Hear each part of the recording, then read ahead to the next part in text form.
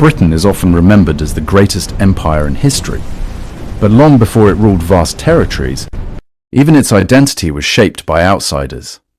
To understand how Britain rose to power, we need to go back to its beginnings.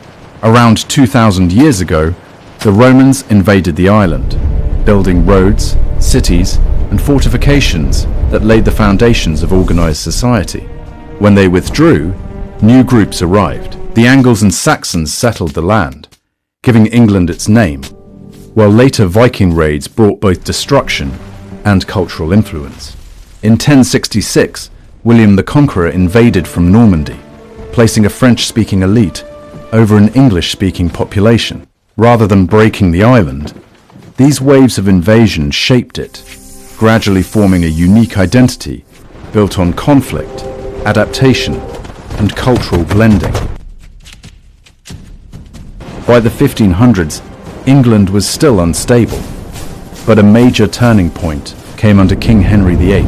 After being denied a divorce by the Pope, he broke away from the Catholic Church, creating the Church of England and establishing Protestantism. This decision strengthened royal authority, but also isolated England from powerful Catholic nations. Spain, then Europe's dominant force, saw an opportunity and launched the Spanish Armada in 1588 to invade England. Against expectations, England defeated the massive fleet, a victory that proved it could stand against stronger powers and gave it newfound confidence. Under Queen Elizabeth I, the country became more stable and culturally vibrant, with major achievements in literature and exploration. When she died without an heir, the crown passed to James VI of Scotland, who became James I of England, bringing the two kingdoms under one ruler and planting the early seeds of unity. At the same time, England began looking beyond its shores.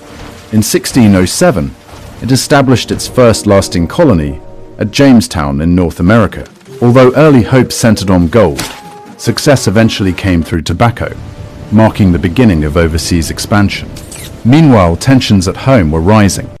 King Charles I believed in absolute monarchy, while Parliament demanded greater authority. This conflict led to the English Civil War, which ended with Parliament's victory and the execution of the king, an event that shocked Europe. England briefly became a republic under Oliver Cromwell, but after his death, the monarchy was restored. Even so, the balance of power had shifted.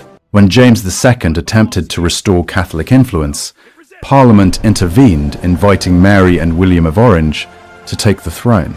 This transition, known as the Glorious Revolution, firmly established parliamentary control over the monarchy. By the early 1700s, economic pressures pushed Scotland towards closer ties with England, leading to the Act of Union in 1707 and the creation of Great Britain. This stronger and more stable state was now ready to expand its influence. Britain built a powerful navy that protected trade routes and enabled global reach. The East India Company extended British influence in India, evolving from a trading organization into a governing power that collected taxes and controlled territories. However, expansion came with serious consequences. In regions like Bengal, economic exploitation contributed to devastating famine, exposing the darker side of empire. Across the Atlantic, Britain faced rebellion as its American colonies resisted taxation without representation. With support from France, they gained independence, marking a major loss, but Britain quickly redirected its ambitions elsewhere. In 1788, Britain established a penal colony in Australia, which gradually developed into a new society. At the same time, the Industrial Revolution transformed Britain into the world's leading economic power, driven by factories, steam engines, and railways. In 1801, Britain formally united with Ireland, creating the United Kingdom of Great Britain and Ireland, further strengthening its resources and reach.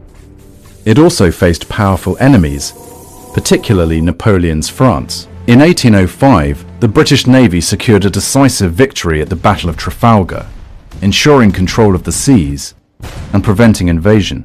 Throughout the 19th century, Britain reached the height of its power, with an empire spanning continents and connecting global trade networks. London became the financial center of the world, but this success came at a cost: wars, resistance, and widespread inequality at home. The challenges of empire became increasingly clear. Ireland suffered a devastating famine in the 1840s, leading to mass death and emigration. In India, dissatisfaction with British rule led to a major uprising in 1857, after which the British government took direct control, ending the East India Company's rule and declaring Queen Victoria Empress of India.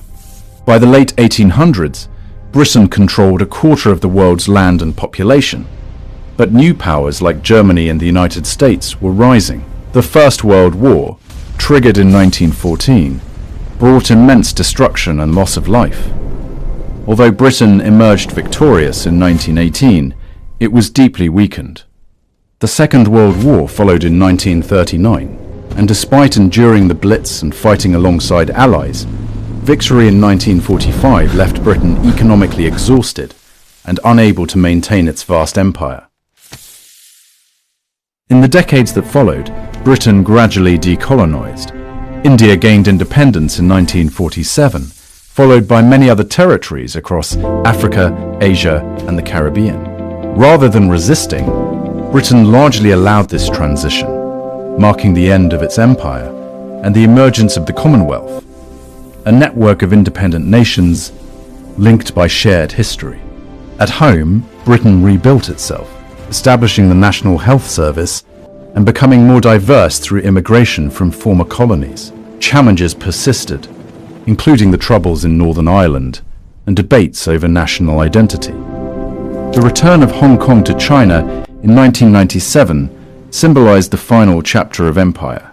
In the 21st century, events like the 2008 financial crisis and Brexit have continued to reshape Britain's role in the world. Today it is no longer an empire, but it remains influential through its culture, institutions, and global connections. Its story is no longer about dominance, but about adaptation, and its greatest strength has been its ability to evolve.